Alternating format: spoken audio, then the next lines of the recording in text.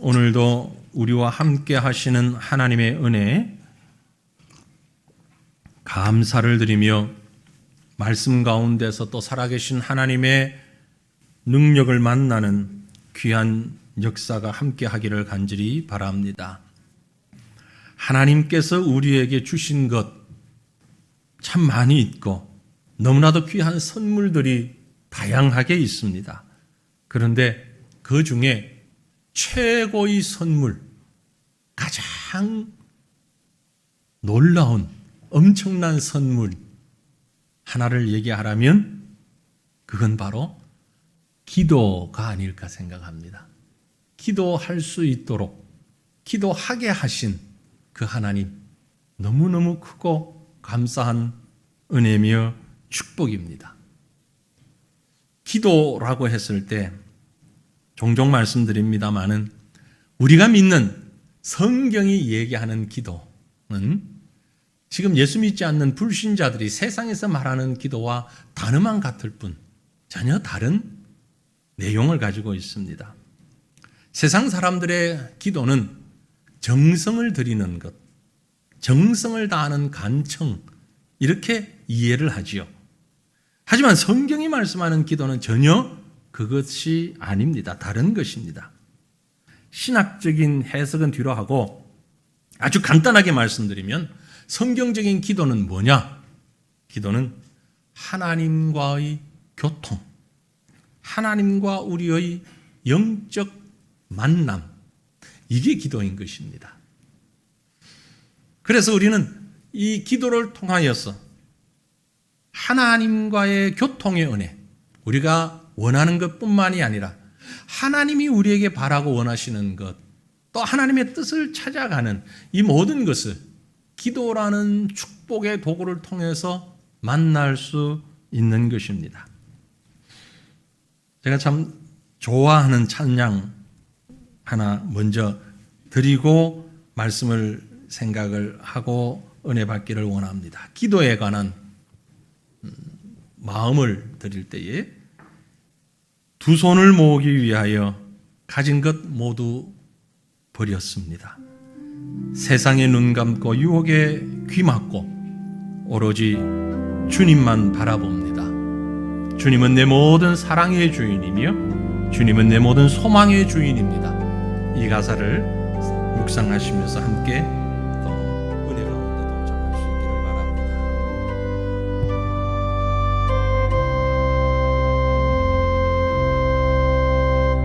두 손을 모으기 위하여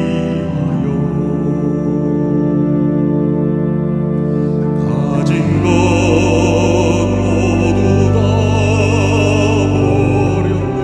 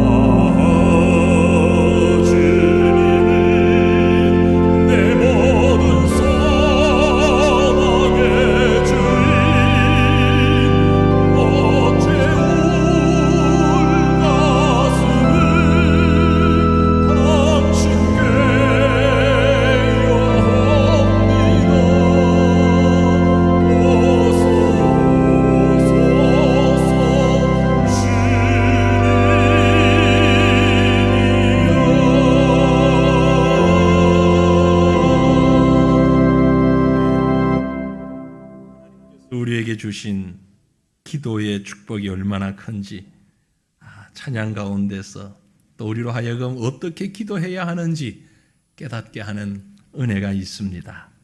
여러분 기도하시지요? 안 하십니까? 기도하시죠? 하셔야 합니다. 기도하면 응답 받으시죠? 응답 못 받으셨어요? 하나님은요, 우리가 드리는 모든 기도에 응답하시는 하나님이십니다. 하나님이 하시는 응답에는 우리와 늘 같지는 않습니다. 4가지 종류가 있어요. 하나님의 우리에게 하시는 기도 응답 4가지가 있는데 이 중에 한 가지로 꼭 응답하십니다. 그것이 뭔가 하니까 우리가 기도할 때에 예스, 그래, 즉각적으로 응답해 주시는 때가 있습니다. 또 어떨 때는 우리가 기도하면 no, 안 돼, 안 돼, 거절하시는 응답을 하십니다. 이것도 응답이에요. 또 때로는요, wait, 그래, 좀 기다려, 나중에, 조금 있다. 그것도 응답이에요. 또 때로는 하나님이 우리에게 응답하실 때 alternative, others, 다른 거, 그래, 너가 원하는 이건데 다른 걸로. 어떤 모양으로든 응답하십니다. 어떤 모양으로든 반드시 응답됩니다. 내 뜻대로 실현되는 것만이 응답이 아니라 어떨 때는 조금 천천히, 어떨 때는 또 거절하면서, 또 어떤 때는 다른 것으로 응답하시는 하나님. 그러므로 기도는 정말 신나는 일입니다. 정말 멋지고 복된 일입니다. 언제든지 하나님이 100% 응답하시기 때문에 그렇습니다. 그런데 우리가 좀 어려울 때가 있는데 그게 뭔고 하니까 yes라고 답을 하시면 참 쉬운데 그 이외의 3가지의 경우에는 좀 마음이 어렵고 힘들 때가 있어요. 때로는 마치 응답하지 않으신 것처럼 생각될 때도 있습니다. 하지만 이 모든 것이 응답이라고 생각되어지는 믿음, 마음, 이것을 우리는 빈 마음의 자세다, 그렇게 말씀드릴 수가 있습니다. 오늘 말씀을 제목에 빈 마음의 기도라고 제목을 잡은 이유가 바로 이것입니다. 아니, 어떻게 해야 우리가 빈 마음으로 기도드릴 수 있고 그때마다 하나님의 응답을 깨달을 수 있지? 오늘 아주 대표적인 예로 저는 다윗의 얘기를 좀 해보려고 합니다. 우리가 읽은 본문 말씀의 내용을 보니까 가장 먼저 우리가 이 생각을 짚고 넘어가야 됩니다. 다윗이 누구냐? 다윗은 하나님을 정말 열정적으로 사랑하는 그런 인물이었습니다. 하나님을 사랑하되 열정적으로 사랑하는 다윗을 여러분 이미 알고 계십니다. 뜨거운 가슴으로 하나님을 사랑하는 사람이었고, 그래서 그가 예루살렘에 화려한 왕궁을 건축한 다음에 당시로서는 최고의 재료인 백향목으로 왕궁을 화려하게 건축한 다음에 마음에 부담이 왔습니다. 나는 이렇게 좋은 집에 있는데 하나님의 언약궤는, 당시 하나님의 언약궤는 하나님의 임재라고 생각을 하고 있었으니까 하나님의 언약궤는 저 천막에, 성막, 근데 천막이잖아요. 저기에 거주하는구나. 참 마음이 불편했어요. 물론 하나님이 어느 특정한 장소에만 머무는 그런 분은 아니십니다. 구약에 있어서 성막 혹은 성전, 이것은 신약에 예수 그리스도를 예표적으로 나타내고 있는 매우 중요한 의미를 가진 장소입니다. 그럼에도 불구하고 다윗의 마음에 참 성막으로, 모세의 때에 지어진 성막으로 이렇게 하나님의 궤를 모시고 있다는 것이 너무 불편했어요. 다윗은 그 하나님의 성막이 제대로 된 건물로 만들어지기를 너무너무 마음에 소원했습니다. 그래서 다윗이 지은 시편들에 보면 그 마음이 고스란히 묻어 있는데 시편 27편 4절에 보니까 이런 고백을 합니다. 내가 여호와께 바라는 한 가지 일이 있는데 그것을 구하리니 곧 내가 내 평생에 여호와의 집에 살면서 여호와의 아름다움을 바라보며 그의 성전을 사모하는 이것이 너무너무 귀한 일이다. 이건 내가 평생 한 가지만 하라면 이 일을 하고 싶다. 그 얘기를 했어요. 그 화려한 왕궁, 그 어떤 것보다도 여호와의 집에, 하나님의 성전에, 하나님의 성막에 거하는 이것이 너무 귀한 일이다. 내가 여기서만 살았으면 좋겠다라는 얘기죠. 또한 시편 69편에 보면 이런 고백을 합니다. 주의 집을 위하는 열성이 나를 삼켰다. 주의 집을 바라보고 위하는 그 열정이 나를 삼켰고 주를 비방하는 비방이 내게 다가왔다. 미쳤다. 여러분, 이런 다윗의 마음을 우리는 다윗의 영성이라고 말할 수 있습니다. 다윗은 높은 자리에 오르면 오를수록, 편안하면 편안할수록, 권세를 가지면 가질수록 더 하나님을 바라보고 하나님을 사모하고 하나님을 의지하고 하나님의 전에 있고 싶어하는 열정을 가졌습니다. 보통의 사람들은 지위가 높아지면 높아질수록 교만해지기 쉬운데, 하나님을 잊어버리기 쉬운데, 다윗은 그렇지 않았다는 거죠. 그래서 오늘 우리가 읽었던 역대상 17장에도 보면 1절, 2절에 이런 말씀을 볼 수 있습니다. 다윗이 그의 궁정에 거주할 때에 다윗이 선지자 나단에게 이르되 나는 백향목 궁에 거주하거늘 여호와의 언약궤는 휘장 아래에 있도다. 이 나단이 친구이면서 신하이거든요. 또 선지자이거든요. 멘토이기도 합니다.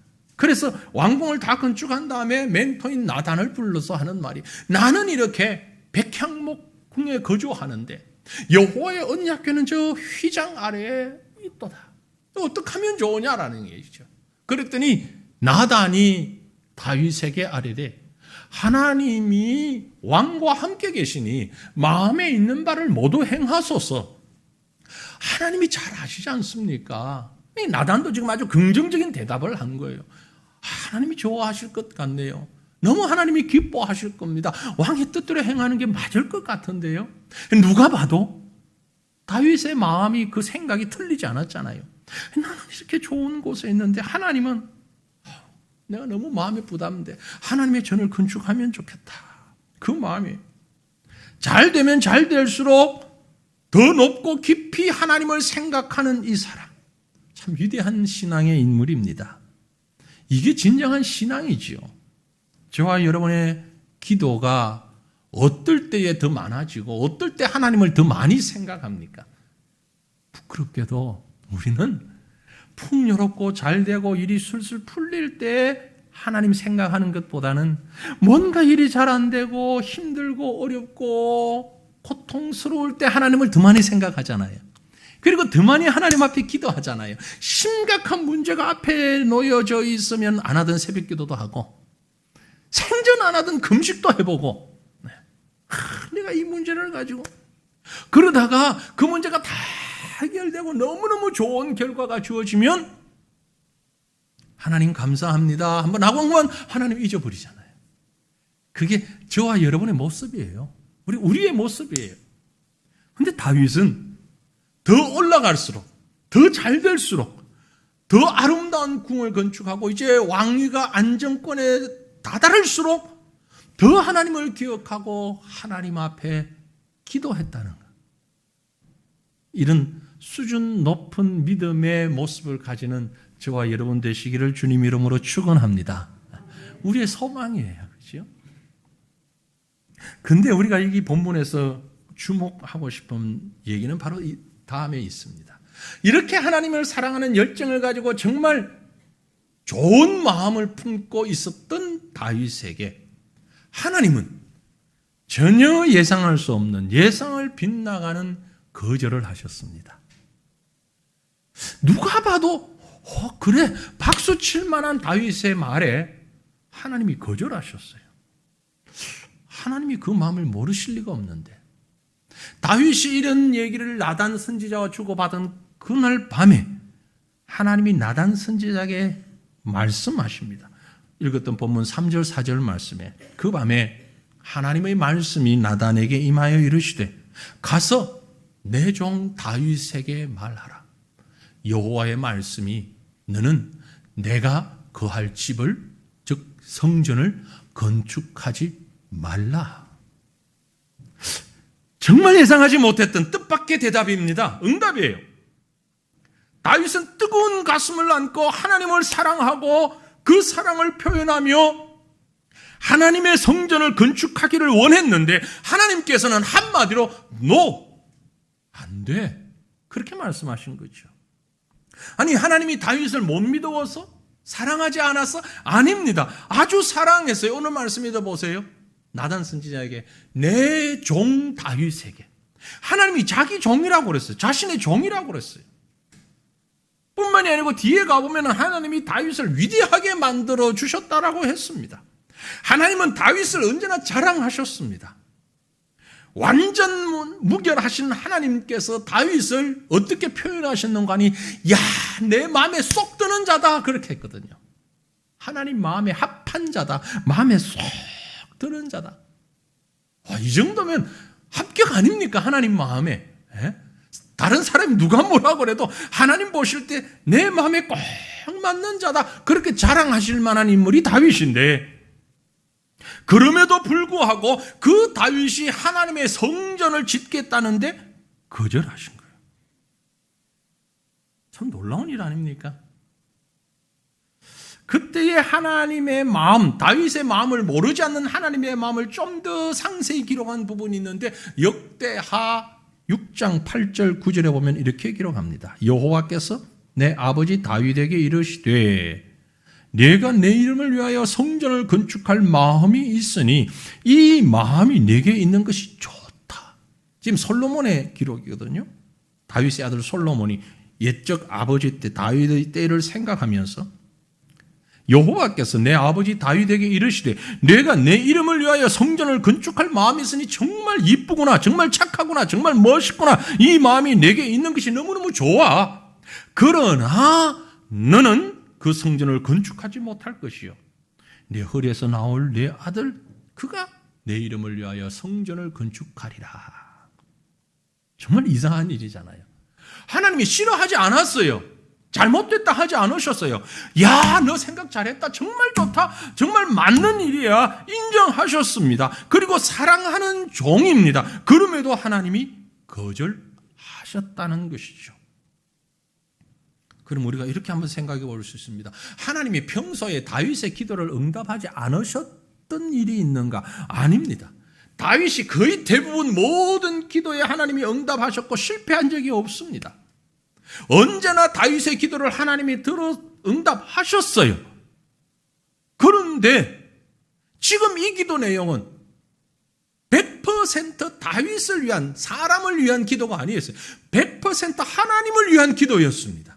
그죠? 그럼에도 불구하고 거절하셨습니다. 여기서 우리는 다윗의 마음을 한번 들여다보십시다. 내 기준에는 당연히 동의하실 것이라고 기대했지만 하나님이 거절하실 때 다윗은 그것을 감사함으로 기쁨으로 하나님 앞에 나가 순종했습니다. 우리가 좀 전에 읽었던 말씀 바로 뒤에 있는 16절 말씀을 보시면 15절까지 우리가 읽었는데 역대상 17장 16절을 보시면 다윗 왕이 여호와 앞에 들어가 앉아서 이르되 나단 선지자를 통하여 거절하신 하나님의 대답을 듣고서 다윗 왕이 여호와 앞에 들어가 앉아서 이르되 기도에 무릎을 꿇었다는 얘기입니다. 여호와 하나님이여 나는 누구이오며 내 집은 무엇이기에 나에게 이에 이르게 하셨나이까. 이해할 수 없는 충격적인 상황에도 불구하고 다윗은 묵묵히 하나님 앞에 무릎을 꿇었습니다. 그리고 나에게 이렇게 은혜를 베푸신 것 무슨 은혜입니까? 무슨 축복입니까? 라고 기도하고 있는 것이죠. 다윗은 인생에서 매우 중요한 장면이 있을 때마다 하나님 앞에 무릎을 꿇었습니다. 바로 이 장면도 마찬가지입니다. 하나님 앞에 무릎을 꿇었습니다. 그러나 자기 고집, 자기 뜻 가지고 하나님 앞에 간청하거나 하나님 앞에 고집한 것이 아니라 하나님의 뜻을 그대로 받아들이는 그야말로 빈 마음으로. 그래서 이것을 사람들은 다윗의 빈 마음의 영성이다. 그렇게 얘기를 합니다. 빈 마음의 영성. 아니 하나님 그럴 수 있습니까? 직접 못하면 나단 선지자한테 아니 내 친구야 아니 선지자야 들어보라고 하나님이 일을 이렇게 하실 수가 있냐고 어떻게 하나님이 내가 이렇게 얘기하는데 거절하실 수가 있지? 하나님을 향하여 따지거나 무시하거나 대들지 않았습니다. 아니 하나님이 그렇게 할지라도 그래 나는 지을 거야. 이게 아마 하나님이 원하시는 것인지도 몰라. 하나님 그렇게 사양하셔도 내가 하고야 말 거야. 고집하지도 않았다는 얘기입니다. 자기 뜻을 자기 생각을 관철하려고 하지 않았습니다. 그저 하나님의 뜻이 쉽게 이해되지 않는다 할지라도 기꺼이 수용했습니다. 그리고 매우 역설적인 우리가 볼 때 역설적인 기도를 합니다. 16절부터 18절의 내용이 그 말이에요. 나는 시골의 양치기 소년에 불과했는데 하나님께서 이스라엘을 다스리는 왕으로 세우셨으니 이 얼마나 큰 은혜인가 감개무량하며 감사를 주님 앞에 드렸어요. 또한 하나님의 위대하신만을 적극적으로 찬양하는 것이 19절 이후에 나와 있습니다. 이스라엘의 왕으로서 자기의 위협을 자랑하는 대신에 하나님이 행하신 일 하나하나 조목조목 나열하며 하나님을 찬양하는 말씀들이 그 이후에 기록되어 있는 것을 볼 수 있습니다. 이것이 말로 다윗의 거룩한 훌륭한 영성입니다. 평균 이상의 믿음입니다. 하나님의 뜻이라면 내 생각에 좋건 안 좋건 그냥 받아들이는 수용하는 넓은 믿음의 가슴을 가진 사람, 그가 다윗이었습니다. 마치 스폰지가 물을 빨아들이는 것처럼 내 고집, 내 생각 다 내려놓고 하나님의 것을 그대로 받아들이는 빈 마음의 영성, 그 기도가 바로 빈 마음의 기도요. 저와 여러분이 가지고 싶은, 우리가 이루고 싶은 성숙한 믿음의 모습이 아닌가라는 것입니다. 그러므로 사랑하는 성도들이요, 내 생각과 다른 하나님의 응답이 있을 때 감사하시길 바랍니다. 그것은 하나님이 거부하시는 것이 아닙니다. 하나님의 뜻을 이루어 가시는 것이고 우리의 방향을 전환하는 방향 전환의 은혜인 것입니다. 사도 바울이 북동쪽 아시아 지방으로 선교하기 위하여서 계획을 세우고 추진하고 있을 때에 하나님이 그 길을 가로막으시면서 서쪽 마게도니아 쪽으로 방향을 바꾸어 주셨습니다. 이것이 바로 하나님께서 바울에게 행하신 기도 응답, 앞에서 말씀드렸던 네 번째 기도 응답, 바꾸어 주시는, 다른 것으로 바꾸어 주시는 알터네티브, 바꾸어 주시는 응답인 것입니다. 하나님께서 노라고 하실 때 여러분 믿으시길 바랍니다. 하나님은 우리 생각보다 훨씬 나은 뛰어난 생각을 가지고 계신다는 사실을 믿으셔야만 합니다. 잠언 16장에 기록했습니다. 마음에 경영한 사람에게 있어도 말의 응답은 여호와께로부터 나오느니라. 우리의 계획, 우리의 생각 아무리 세운다 할지라도 결정은 주님이 하십니다. 그래서 내가 하는 모든 일 주님께 맡기면 주님의 계획대로 이루어 주시는 것입니다. 여러분 믿으시길 바랍니다. 하나님은 우리 인생에서 인색한 거절자나 방해자가 아닙니다. 하나님은 우리를, 여러분을 방해하시는 분이 아닙니다. 더 좋은 것을 주시기 위하여 앞서 가시는 분이라는 사실 믿으시길 바랍니다. 내 생각대로 아니라고, 응답 아닌 것 아니라고요. 사도 바울은, 아까 말씀드린 바울은 당시 세계의 최고를 자랑하는 로마에 가서 복음 전하기를 원했습니다. 하나님, 내가 저 로마에 가서 한번 멋지게 정말 신나게 전도하고 싶습니다. 복음 전하고 싶습니다. 저곳에 가기를 원합니다. 하나님이 안 보내셨어요. 안 보내셨어요. 그러다가 나중에 가긴 갔는데 죄인의 신분으로 포송줄에 묶여서 죄인 호송선을 타고 로마로 갔습니다. 하지만 가는 도중에 지중해 한복판에서 풍랑을 만나고 배가 좌초를 당하면서 생사의 기로에 놓이게 된 그때에 하나님이 어떻게 인도하시도 꼭 이런 길로 이끄실까?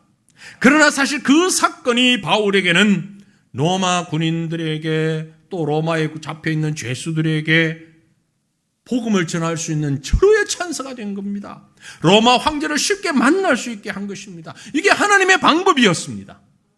여러분, 우리 생각과 전혀 다르지만 하나님의 방법은 더 좋은 계획이 있으셨던 것입니다. 그러므로 우리를 향하신 하나님의 생각은 실패와 고통이 아니라 번영과 축복이라는 사실 믿으시길 바랍니다.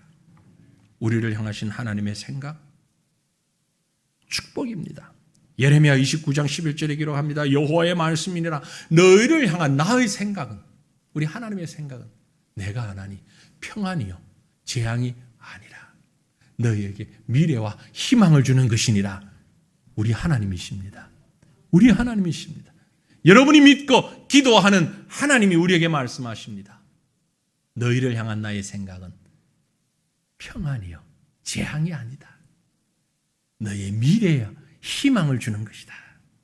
그러므로 사랑하는 성도들이여, 하나님의 응답하심이 나와 다를지라도 기꺼이 수용하시기를 바랍니다. 그분의 생각과 계획이 나보다 훨씬 더 좋고 완전하기 때문임을 믿고 감사할 수 있기를 주님 이름으로 축원합니다.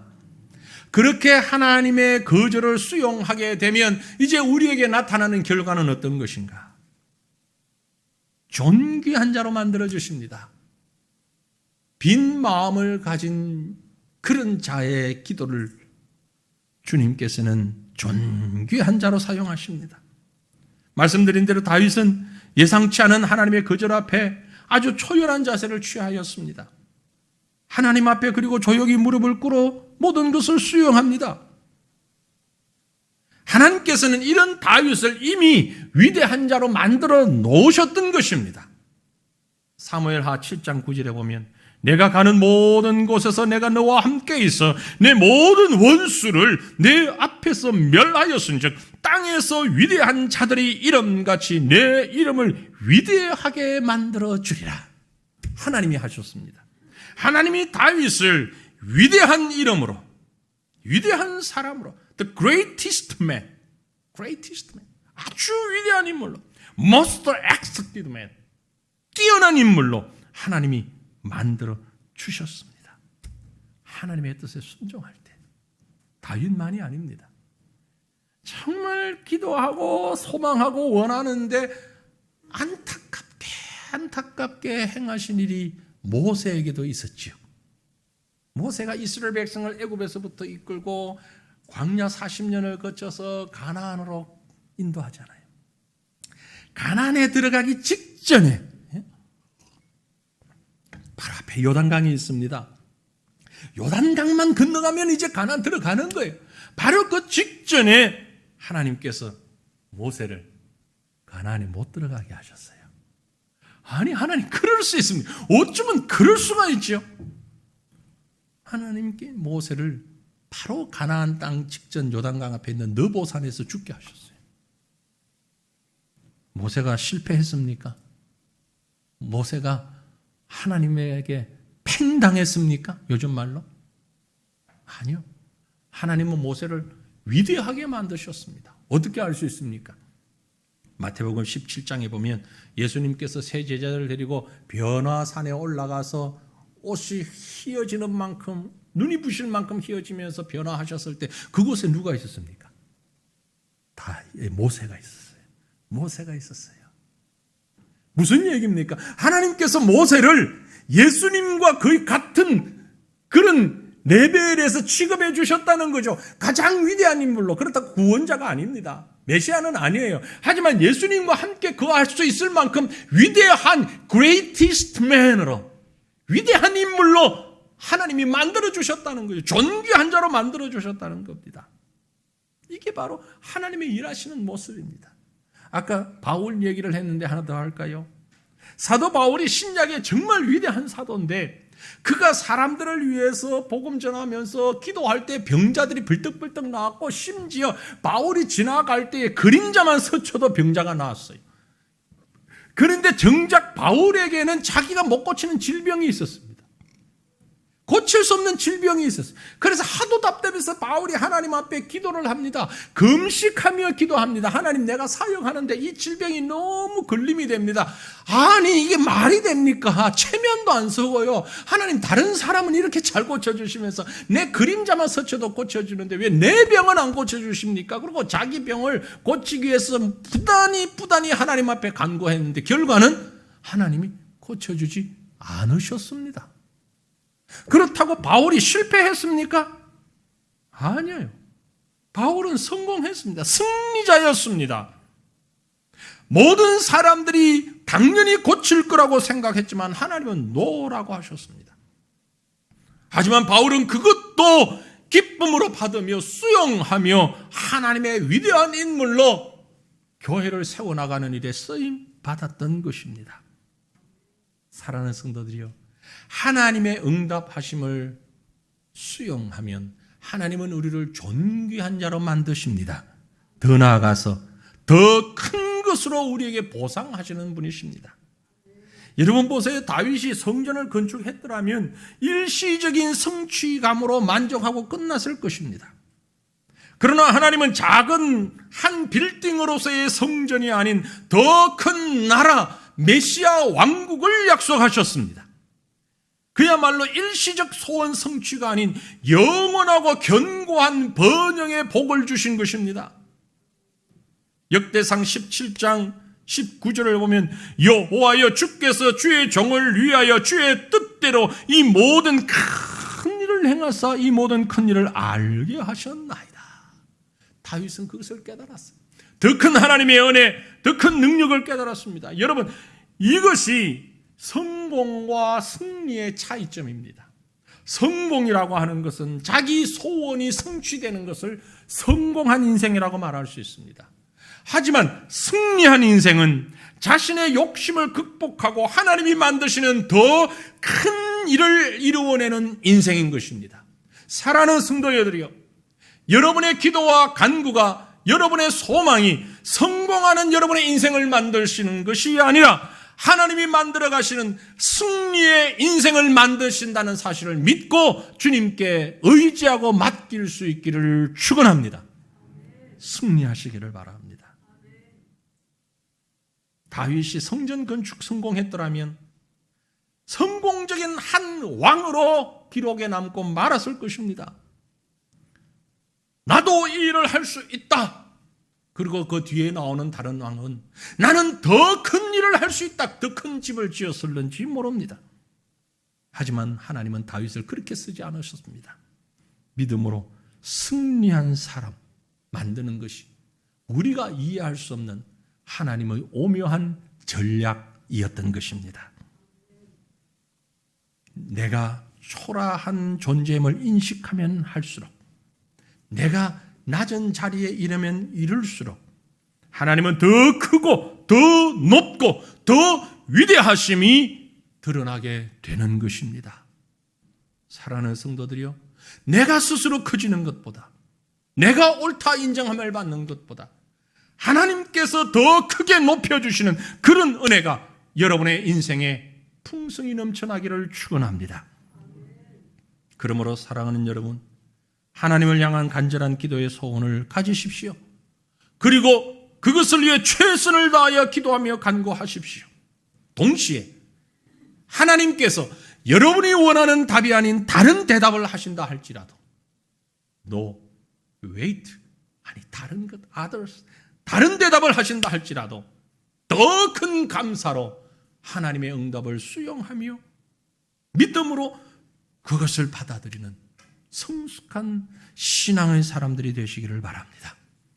하나님의 깊고 오묘한 뜻을 열린 마음, 빈 마음의 영성을 가지고 수용할 때 저와 여러분은 더 존귀한 자로 하나님 앞에 쓰임 받을 수 있다는 사실을 믿는 믿음의 승리자가 되는 저와 여러분 되시기를 주님의 이름으로 축원합니다. 기도하겠습니다. 한 마음으로 말씀을 생각하시면서